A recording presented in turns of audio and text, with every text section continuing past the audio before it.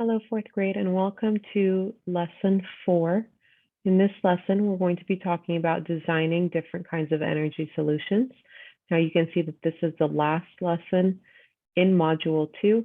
So after this, we're going to have our quiz for lesson 4 and then our module 2 test that's going to cover all 4 of these lessons. So make sure as you go that you're reviewing the lessons that we already learned so that you're prepared for the test. Now let's go ahead and watch our short introduction video together. Wow! Do you see that shower of sparks? That means a welder is hard at work fixing or creating something. I'm Hannah, and I want to be a welder when I grow up, just like my dad. One of the tools a welder uses is a blowtorch. A blowtorch produces a very hot flame that can be used to mold and cut metal. The sparks you see are actually pieces of molten metal that spit off during cutting and welding. My dad works to build and repair ships. Without people like my dad, things like skyscrapers, cars, and rockets would not exist.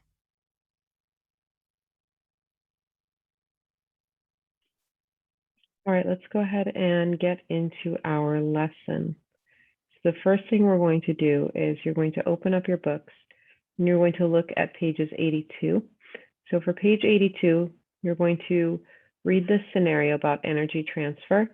You're going to decide which one of the friends you agree with the most and explain your thinking. Once you've completed that using complete sentences, we're going to take a look at a photo of the scientists in tents that are working in a harsh environment, and you're going to write down what kind of questions you have. So this is our photo. You can see that this is one of the scientists and these are the tents that they're working in. So take a minute to look at this photo and write down at least 3 questions that you have at the top of this page. Once you've completed that, we're going to read about the thermal engineer and everything a thermal engineer does. Then you're going to answer questions 1 and 2 on page 84. On the picture of the house, circle the areas that are showing the most heat loss. And then once you've done that, you're going to tell me about them right here.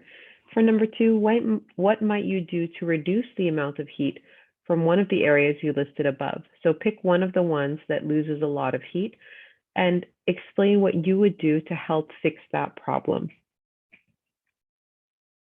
Once you've completed that, you're going to go ahead and take a look at the inquiry activity. Now, this is going to be our first activity for this lesson. And the title of this activity is It's Too Loud in Here. Can you make a decision about what material does a better job of reducing sound transfer? You'll explore how different materials affect the ability of sound to move from place to place. So first, you're going to write your prediction. Which materials do you think will best reduce sound energy transfer better? Tissue paper, plastic bubble wrap, or a thick cloth? So these are your materials right over here. If you don't have a wind-up clock, anything else that makes noise, you can use in place of it. You're going to carry out the investigation, carefully following all of the steps that we have over here. And then you're going to list your observations on this page. So remember, follow all of the steps that you have in the directions, fill in your table with your data, and then answer your questions at the bottom. Which material was best at reducing sound energy transfer? How did your prediction compare with the results of your investigation? And how do you think this investigation relates to how engineers solve problems? Once you've completed that, we're going to go on and take a look at our vocabulary words for this lesson. Now, our vocabulary words are design process, constraint, prototype, and criteria. Design process, a series of steps that engineers follow to come up with a solution to a problem. Constraints, something that limits or restricts someone or something. So a constraint could be the amount of money you have to spend on some kind of solar project that you're doing. You don't have an unlimited amount of money. Or space, you don't have enough space to make it as big as you like. So that could be a constraint. Time could also be a constraint. The kind of materials you have available to you could be a constraint. Anything that limits it, anything that you have to work around. Prototype is an original or a model of something that other forms are copied or from which other forms are copied or developed. So your prototype is your original model, your sample, and that's what you use to make your actual thing that you're making. So if you're making a model of something like a model of a car, they make a small prototype or a model of what they want it to look like. So when they make a big car, they model it or they shape it similar to what that small prototype looks like. And last, we have the word criteria. Criteria are the standards on which a judgment or decision may be based. So you're going to make it based on what different things? What is your criteria? Now, once you've gone over those, let's go ahead and take a look at our pages for this section. So the first thing we're going to do is we're going to read our handout called Keep It Cool on how engineers have solved a problem involving keeping things cold. And then we're going to answer the questions after we finish. So our first question says, what type of energy transfer causes the ice in your drink to melt? Number 2 says, explain how you can tell which way energy is flowing as the ice in your drink melts. And then draw and label a diagram to explain how an insulator works. So please make sure when you're drawing that you're labeling all of the parts, that you're doing your work neatly and carefully, because I need to be able to identify what it is in order to grade it for you. So let's go ahead and read our Keep It Cool handout. What kind of problems can be solved by energy transfer? Since energy can be transferred from one place to another, it's possible to use energy to solve design problems. Some problems can be more easily solved, such as finding a way to use electricity outside. Other problems can be quite difficult to solve, such as using alternative energy to reduce the amount of fossil fuels, or to reduce the use of fossil fuels. Engineers can use what they know about energy transfer to develop solutions to these types of problems. Have you ever enjoyed a glass of iced lemonade on a hot summer day? What happens to the ice in your drink? That's right, it melts as you drink. It melts as your drink starts to warm up. This is a problem humans have tried to solve for a very long time. Scientists are able to explain why the ice in the glass of iced lemonade melts by understanding how energy transfers. Engineers can use this information about energy transfer to help them design ways to solve the problem. Thanks to scientists and engineers, solutions to keep that ice from melting so quickly have been developed. Things around you change temperature because energy transfers to or from them. As energy moves to an object, it will become warmer. When energy moves from an object, it will become cooler. So the ice in your drink melts because energy is moving to it. We call this type of energy thermal energy. So for your ice cube, thermal energy or heat energy is moving into your ice cube, and that's what's causing it to melt. Thermal energy makes tiny particles of matter move. The more thermal energy there is, the faster the movement of the particles. Heat is the flow of thermal energy from one object to another. Heat always moves from warmer objects into cooler objects. Heat travels or transfers by 3 different methods: conduction, convection, or radiation. Conduction is the transfer of heat between 2 objects that are touching. Convection is the movement of heat through liquids or gases. And radiation is the transfer of heat through space. To help keep your ice from melting, scientists and engineers have developed materials to slow down the transfer of energy from one object to another. A substance that slows down thermal energy transfers is called an insulator. Engineers are constantly trying to improve insulating materials. These materials can be used to keep hot things hot and cold things cold. Thanks to engineers, you might think about putting your iced lemonade in a vacuum insulated mug to keep it cold for a longer period of time. So now that we've read through our handout, we can go back and answer our questions and draw our diagram.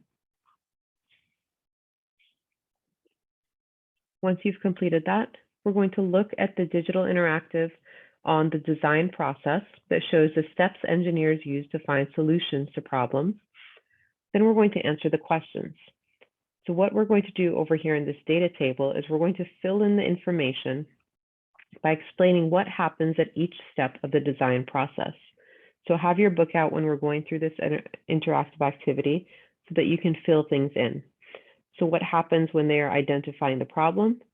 What happens as they develop solutions, as they choose a solution, build a prototype, test the prototype, what they do if the test is not successful, and then when they make a final design and communicate the results.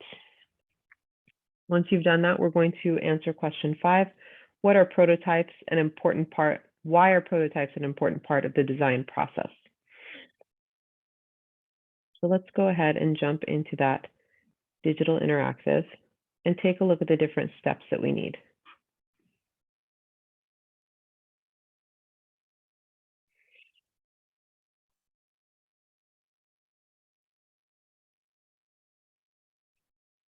Click on the red dots to learn more about the design process. Start the design process.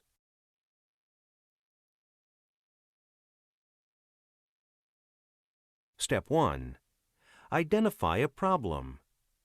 The design process begins when a problem or challenge is identified. For example, many cell phone batteries need to be charged more than once a day. Plugging into an outlet may not be convenient for everyone. Is there a way to charge a cell phone battery without plugging into an outlet? So that's our first point for identifying a problem. We're going to take a look at the next one about developing a solution. So remember, work through your steps. So fill in your description for identifying a problem. Next, you're going to fill in for developing a solution. Step 2. Develop solutions. When developing solutions, engineers think of as many different solutions as they can to solve the problem. For example, when thinking about solutions to extend the life of a cell phone battery, several solutions are presented. Maybe they could carry a small universal battery that hooks to their phone and recharges the phone battery. When people use their cell phones, they are usually exposed to light. Maybe there could be a solar cell attached to the cell phone, similar to those seen on calculators.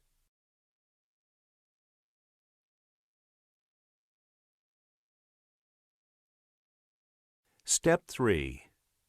Choose a solution. Engineers look at all the possible solutions and then pick the solution they think will solve the problem or challenge.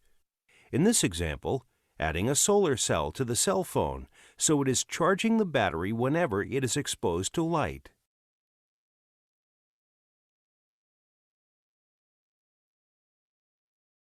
Step 4.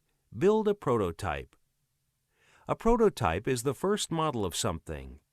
After drawing up designs and choosing materials, the first model of a solar-powered cell phone can be built.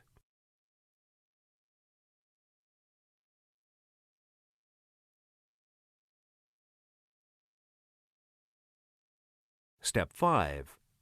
Test the prototype. Once the prototype has been built, it is time to test it. If the test is successful, then the prototype moves to the final step. In this example, the test would determine whether or not the solar cell provides enough additional power to keep the battery charged throughout the day.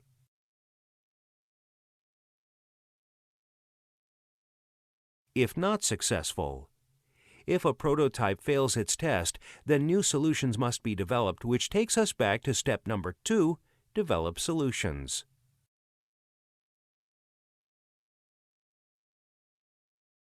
Step 6. Make a final design and communicate results. In this step, engineers can make small adjustments to their design to make improvements or fix minor issues. Do you think we might see solar-powered cell phones soon?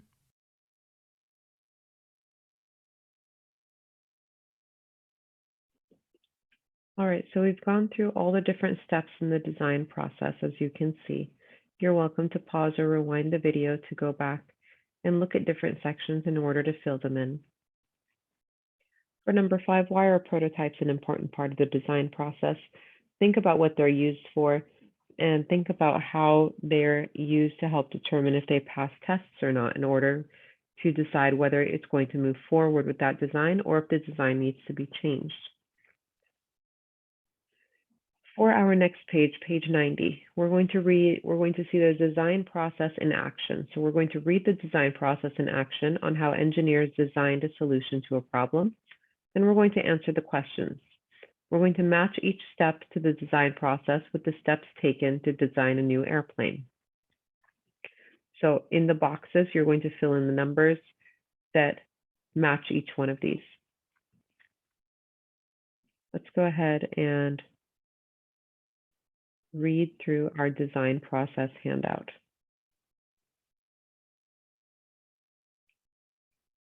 What is the design process? The design process is a series of steps used to find solutions to problems. The design process begins when a problem or a challenge is identified. For example, a challenge in the design of airplanes is to make them lighter. The picture on the right shows an example of a lightweight airplane. The design process.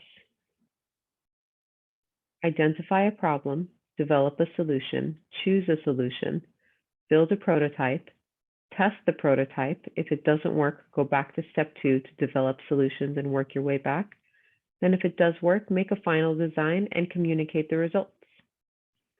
What happens if a prototype fails its first test? Then new solutions must be developed. The Gossamer Albatross. In 1979, an airplane called the Gossamer Albatross crossed the English Channel. It completed a flight of 36 kilometers or 22 miles. For most airplanes, it would have been a very short distance. However, the Gossamer Albatross was no ordinary airplane. It was powered by a bicyclist. A later version of this plane was called the Gossamer Penguin. The plane shown below had a solar-powered engine in addition to a pedaling pilot. Here's how the steps in the design process apply to the development of the Gossamer Albatross. Identify a problem. An airplane needs to be lighter. Develop solutions. Use a new engine, replace the engine with a bicyclist, use a solar panel. Choose a solution. Replace the engine with a bicyclist. So that's the one that they picked out of the different solutions they came up with. Build a prototype. They built the Gossamer Albatross. To test the prototype, they had to fly the Gossamer Albatross across the English Channel, and then they made their final design and called it the Gossamer Penguin. So you're going to go through over here and match them, put them in order the same way as they were in the handout. What is a design process is the last question you're going to answer on that page. Go back to your handout to help you identify the answer. Number 8, does the design process ever end? Explain your answer. So think about that. Take a look at the handout. You can see that the design process is a circle. So it's constantly changing. We're constantly identifying problems and trying to find solutions for them. Once you've completed that, you're going to design your own solution. So use different sets of criteria and constraints to choose the best solution to design problems. So a vacuum company is getting customer feedback that their original vacuum needs to be improved. Engineers have brainstormed 3 possible solutions to the problem. Solution number 1, replace the materials in the original vacuum with lighter weight plastic. Solution number 2, make a vacuum that is lightweight, battery operated, has breakaway parts, and includes a telescoping handle. Or solution number 3, make a computerized robotic vacuum that climbs stairs and changes tasks by voice command. The manufacturer has discovered that they have 3 different user groups. Each group has a different set of criteria or needs for and constraints to their design. Your job is to use each set of criteria and constraints for each of the user groups to choose the best solution to the design problem. So out of these 3 solutions that you have 3 different groups, and you have to figure out which group needs which solution. So their criteria, what they need, is a vacuum that's lightweight and easy for the average adult to use. Their constraints, their limiting factors, are the design of the original vacuum must not change. Users like the current design. So which solution best fits these criteria and constraints? Explain your decision. So go back and take a look at your 3 options. See which one fits what user group number 1 wants. You're going to do the same thing for number 2 and 3. For user group number 2, vacuum must be usable by people who have physical limitations and cannot lift more than 5 pounds. Their constraints are the vacuum must not contain multiple parts that can be lost. So you want something that someone who has some kind of injury or physical limitation can use. For number 3, the vacuum must be easy to use on stairs and furniture. Their constraints are the vacuum must be able to work where it cannot be plugged in with a cord. So you have these 3, select the one that works for each user group and explain your thinking. Why is this the best solution for this particular group?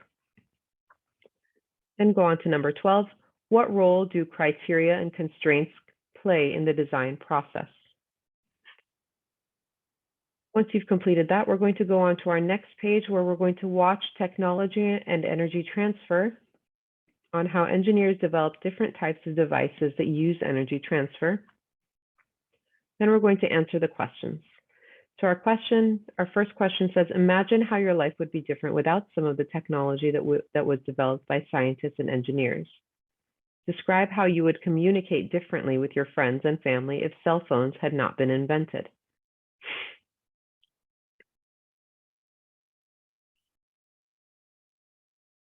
So let's go ahead and pull up our video. Modern society relies heavily on the convenience of energy. It powers your microwave, helps light your house, lets you watch TV, and so much more. Can you imagine your life without some of the technology we use every day? TVs, phones, cars, computers, microwave ovens? Who made these things? And how did we get from there to here? One common thread is engineering. Did you know the word engineer comes from the French word ingénieur, meaning to devise or design? Engineers have solved a lot of practical problems by applying mathematical and scientific knowledge. They require an understanding of a number of important scientific principles, including those related to heat transfer and energy. We use computers all the time, often without even knowing it. So the next time you and your friends are hanging out, it might be fun to talk about technology and what's still to come. Who knows, maybe you'll engineer the next cool gadget.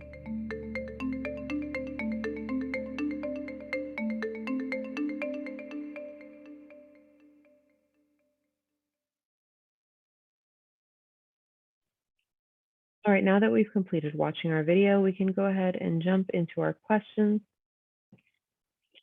The first one, imagine how your life would be different without some of the technology that was developed by scientists and engineers. So write about that first, and then describe how you would communicate differently with your friends and family if cell phones had not been invented.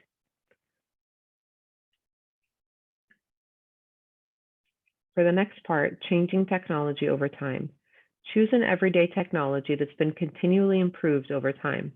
You'll use this technology as your research topic. Remember that technology does not have to be high tech. Your topic could be something as simple as pencils or clothespins. Use different resources to research how the design process has helped technology change over time. You'll present your findings to the class in an illustrated presentation. Take notes as you research, so this will give you an area to take down some of your notes in order to complete your writing. And then for the last part, we have our performance task. Our title of our performance task is It's Too Cold in Here. For this section, we're going to revisit that photo that we looked at in the beginning about the scientists walking around in the snow towards those tents. We're going to look at the photo of a thermal engineer, and then we're going to research different materials that could be used to reduce thermal energy transfer. You're going to develop a model of the device that can help people survive in the wilderness. Your device will need to solve the problem of reducing the amount of heat lost in a tent, but the device also cannot be heavy to carry. So here are some of your constraints right here. It has to be related to heat loss in a tent, and it cannot be heavy. So those are your constraints. Your criteria is that it has to be something that reduces thermal energy loss. It has to be something that can be used outdoors in the wilderness, which means it has to be portable. It has to be something that you can carry around.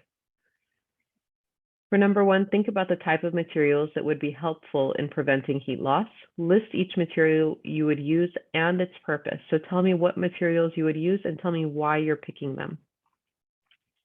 Next, draw a diagram of your solution and label your diagram showing the materials that you're going to use. So draw carefully, label everything neatly, use your best handwriting. After that, how does your design reduce the amount of thermal energy transfer in the tent? So how does it do its job? How does it keep heat loss from happening? Number 4, explain how you would use your model to build a real prototype. And number 5, how can you test your design? Once you've completed that, we're going to go on to page 99. What is the constraints in your design solution? How would your design change if you had no constraints? So remember, constraints are limitations. They're things that you have to work with. So for example, one of the constraints they gave you was it has to be something that's lightweight, that someone can carry. Number 8, for your solution to be successful, it had to meet a criterion. What was the criterion for this solution? So what did it have to do? Number 9, how would you use the engineering design process to help you improve the tent? And then on page 100, think about the photo of the scientist with the tents in the snow at the beginning of the lesson. Explain how the thermal engineer's understanding of energy transfer helped to solve that problem. Once you're done, make sure you review all of your answers very carefully, study for your quiz, and remember this is the last lesson in chapter 2, so you're also going to need to study for your tests. So make sure you're reviewing all 4 lessons very carefully. If you have any questions, let me know. Otherwise, have an amazing day. Take care. Bye-bye.